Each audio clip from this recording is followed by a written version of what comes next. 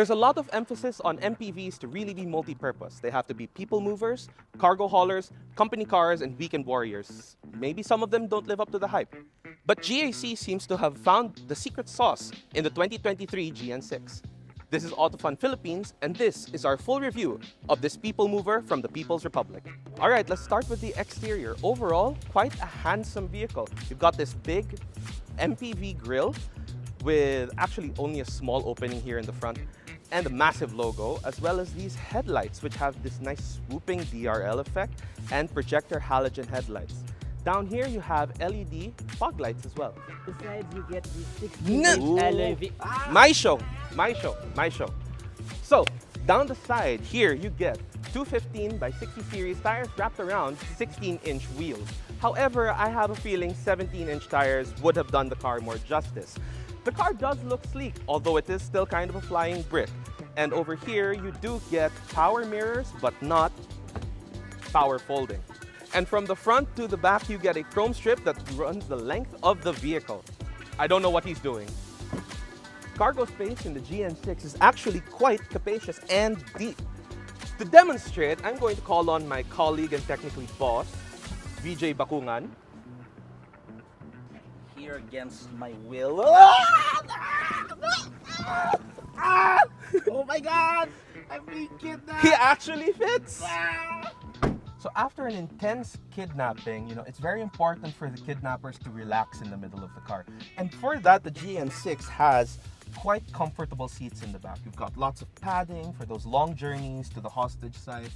You've got lots of leather, which is, very comfortable, very waterproof, very easy to clean. And individual AC vents to really get rid of all of the heat of the Philippines. What about you, Joey? Any thoughts? Oh, I like the fact that the captain's chairs can actually be moved backwards and forwards, and you can actually recline it just a little bit more without squishing the hostage in the back. And speaking of the third row, Please don't take me! Okay. Well, the third row as the hostage actually is very good. You can fit probably 3 hostages back here, although 2 might be more comfortable. There are also individual air conditioning vents in the back, individual reading lights, and even a USB port to charge your telephone. Under the hood of the GAC GN6, we have a 1.5-liter turbocharged inline-4. For power and torque figures, I will hand it over to my Konyo reviewer pare. Hey there, what's up mga dude pare truck? Anyway, like what Mark was saying, it's like a 1.5-liter 4-cylinder turbocharged gasoline engine pare that makes 169 nice horsepower under the hood with 265 Newton-meters of torque. Power is sent exclusively to the front wheels pare with a 6-speed automatic transmission. Back to you, Mark. On the highways, this thing actually gets about 14.5 kilometers per liter, but that's fully laden with 5 passengers and all of their cargo. I have a feeling with less than that, you'll probably get maybe 15 and a half. In the city, in eco mode, this thing actually also gets 10.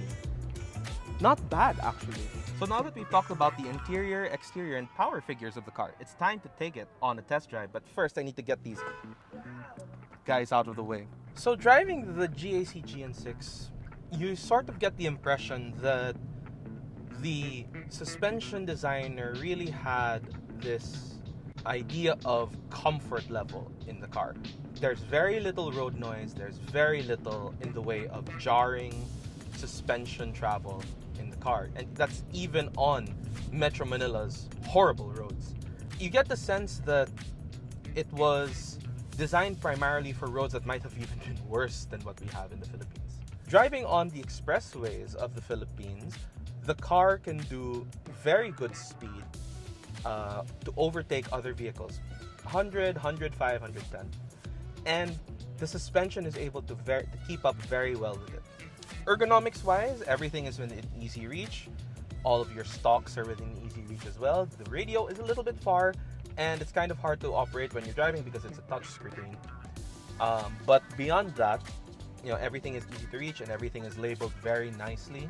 I don't really know what to say because it just feels like a normal car. It doesn't feel like there's anything odd about it, unusual. It just feels normal. It feels very familiar to drive. Acceleration for the car is really good. It's a 1.5-liter turbo, so I wasn't really expecting much, but it definitely exceeded those expectations. Braking is good. It's not scary, but I wish it had a little bit more feedback. It feels like it's a two-way switch. It's on now, really on now, and then off. For what it is, it's a 7-seater MPV. It's not exactly supposed to be a performance vehicle. It sort of scratches that performance car itch that some people might get. But at the same time, when things calm down, it's a very refined ride. It's a very quiet ride.